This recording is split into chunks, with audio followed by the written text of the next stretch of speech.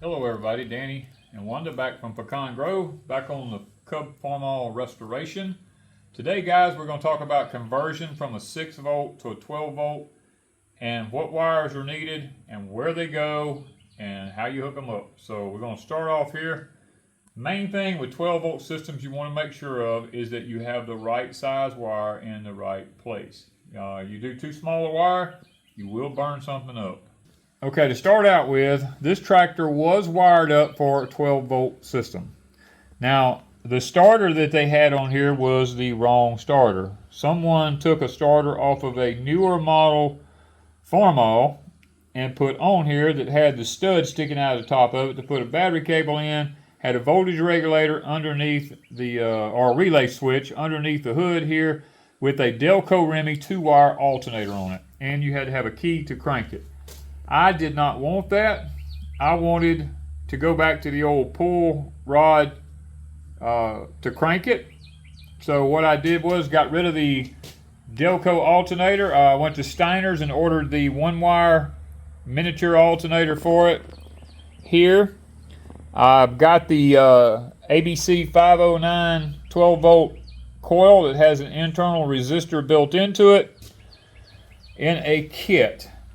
So we did away with that, and I actually have talked to Brandon up at Birch Tractor, and we talked about you cannot get a 12 volt starter for this unless you go to the starter place and have them turn the stud around in it and put a whole different system on it where you can put the pull crank system on it. So I didn't want to have to go through all that, and Mr. Brandon told me that a 6 volt starter will work on it.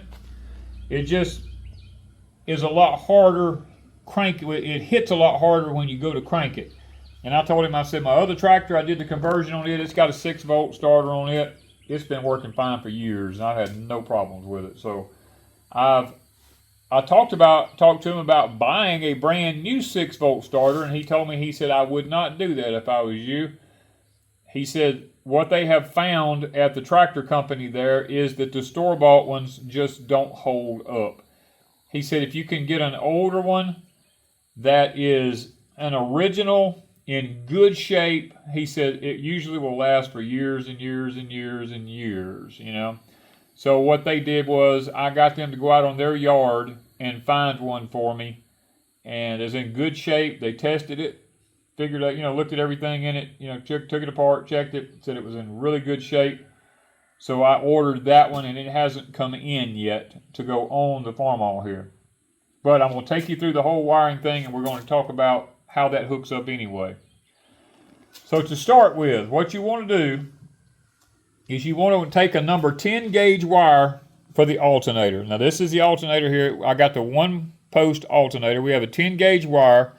This 10 gauge wire runs to, I put an amp meter on this tractor, not a voltmeter.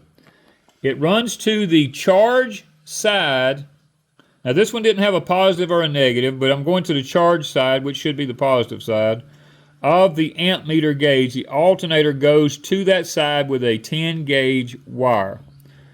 Now you want to come off of the other side of that amp meter gauge, which would be the negative side or the discharge side.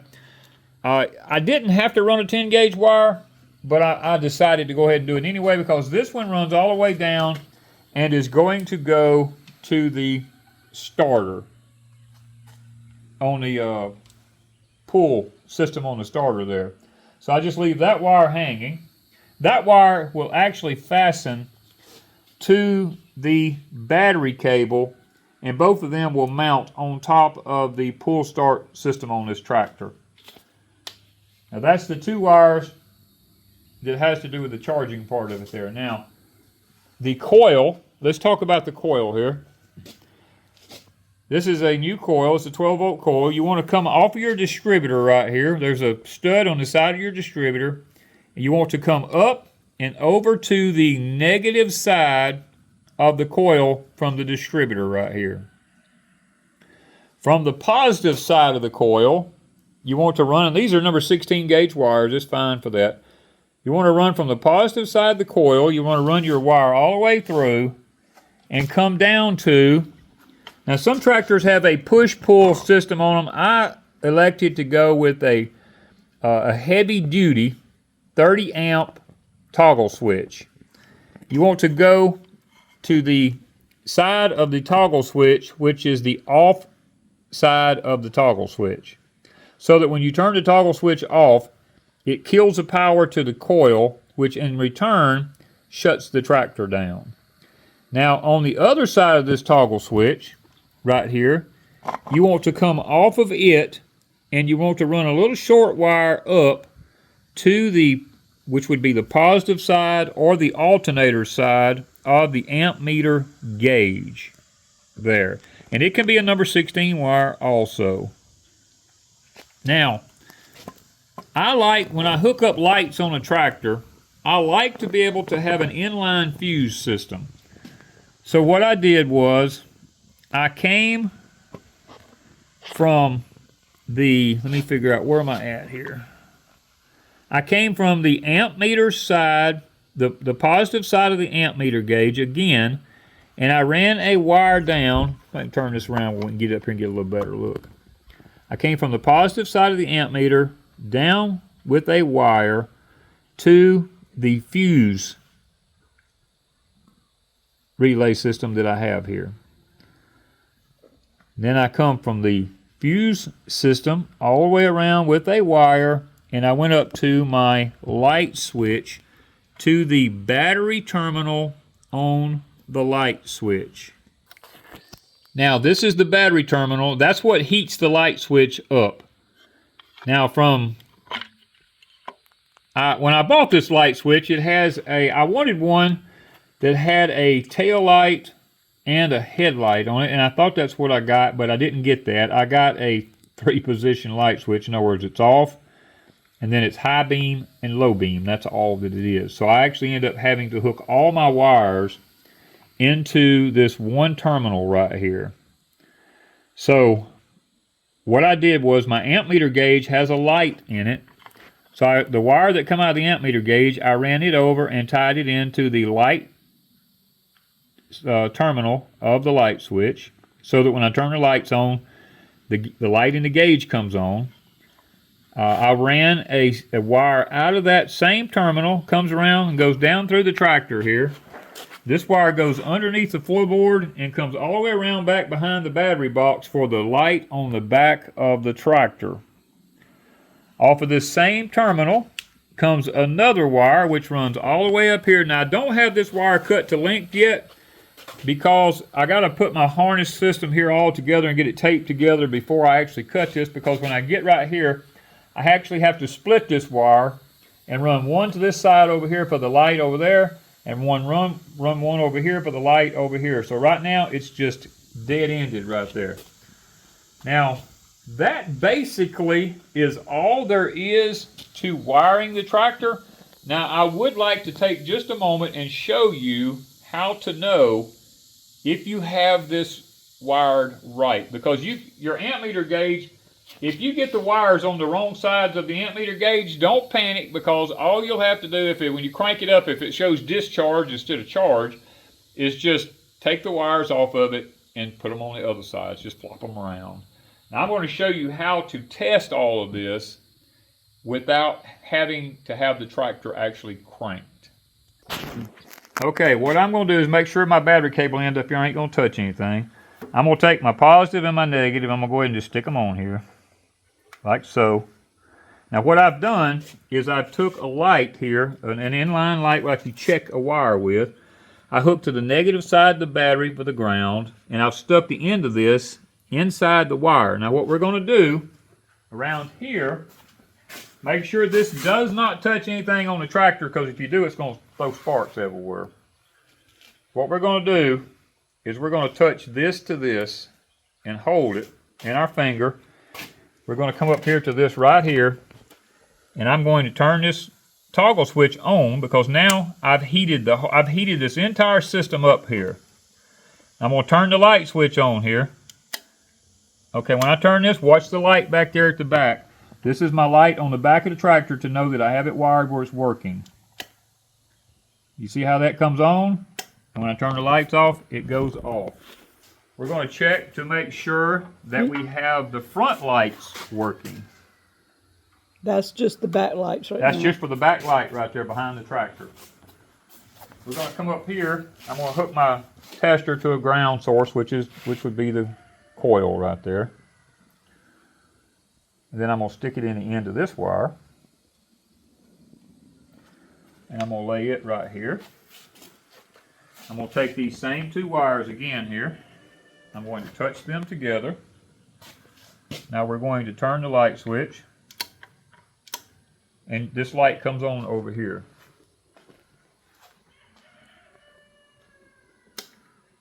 See how that goes on and off.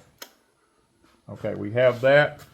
Now my amp meter gauge, what it is I don't have this grounded. I don't know if I can get that where I can ground it or not. We got to get this around where this is grounded. I don't have a bolt in it. It comes on when you... It comes on, there we go, like that there. That lets you know that you have your wiring for your lights all hooked up right. And then when I take my fingers off these two cables right here now, they're going to go off. But when I touch them, they come back on. Or if I do this, if I turn that light switch off there, that plays no effect because this wire, see this light up here still on? Because this is wired directly through the battery. The reason I did that is if you wire a light through your ignition terminal here, what it does is it runs too much current through it, and in time it will actually burn it up and mess it up. And that way you don't want to do that, you know. So that's just a way you can go in here and you can test everything. You can test your alternator up here. You can come here. I can touch this right here. I can take this, take it out of the light switch here, out of the lights, and I got fire to my alternator also. And another thing we can look at to kind of give you an idea is to know if you have your amp meter gauge wired right. I'm trying to watch this so I don't get it touching any kind of metal where I don't get no sparks. Is on your amp meter gauge, you get it, I don't have it grounded good here. I should have put I couldn't put a bolt in it, guys, and show you guys. I have to move around to where I've got a... Okay, but anyway, you see that needle right there? It is off right now. Now watch when I turn it on. You see how it moves? It's off, on. When it's on, it should show discharge. When I turn it off, the needle will move back to the center. That lets you know that you have your amp meter gauge wired correctly. So that basically, guys, is all there is to wiring or doing a 12 volt conversion from a 6 volt to a 12 volt.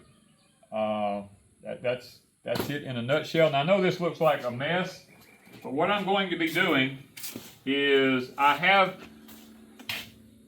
this shielding right here. I have some of this shielding. I'm going to be taking my wires. Once I bolt this thing down right here where it goes, I will be bringing this stuff up and taping. I'll put some tape around it, and I'll come through here, and this is where my hood will go. And underneath this hood right here, there's tabs under there that holds this wire. Well, I will put the shielding around it to a point like this, and I will leave that wire hanging out, and we'll come on around with it. We'll put the shielding around it all the way up to here, and then when we get up to here, the starter wire will actually hang out of it, and then we'll come a little further and the coil wire will actually hang out of it, and the alternator wire will come out of it there, and then when we come up to here, we will end it and it will tee off here. One wire run over here to the light and one will run over here to a light. And I couldn't cut this and do this until I have the shielding around all this and know that I have it right. Now, when you get this 10 gauge wire, I elect to use a silicone based wire because I can take that wire, I can tie it in a knot, and it's gonna go right back to doing what it does. That's why I use these silicone based wires. It's not like these other wires here. If I take them and do something, they see how they stay in that crook like that. It's very difficult when you're doing these big wires. I like to have room to move that big wire around and it not get in a bind. And plus it has a heavy shielding on it that is water resistant, oil resistant, and everything. That's another reason I went with that. So I probably will bring you back at a later date and show you the wiring system once I get all the shielding on it and everything, and we get the hood ready to go back on it. We'll take a look at it later on, but right now that should conclude all of the wiring conversion from a 6 volt to a 12 volt on the Farmall Cub. Guys, there is absolutely nothing to it. Now I will say this, that is wiring an amp meter. An amp meter wires in series. If you put a voltmeter on it, a voltmeter wires parallel. So it will wire completely different than an amp meter gauge. Don't go hooking your voltmeter gauge up like this is because it won't work. So I thought I might better throw that in there because somebody might not realize the difference between amperage and voltage on that. So that's where we are. Next, I will be doing a video showing you how much of what kind of oil goes where in the tractor for everything except the differentials on it, because the transmission's empty of oil, the touch control's empty of oil, the engine's empty of oil, the air filter's empty of oil. I've taken this thing all to pieces and put new stuff in it and put it all back together. So we've got to fill everything back up with oil again, and we'll show you what oil to use and how much. So thank you guys from Pecan Grove.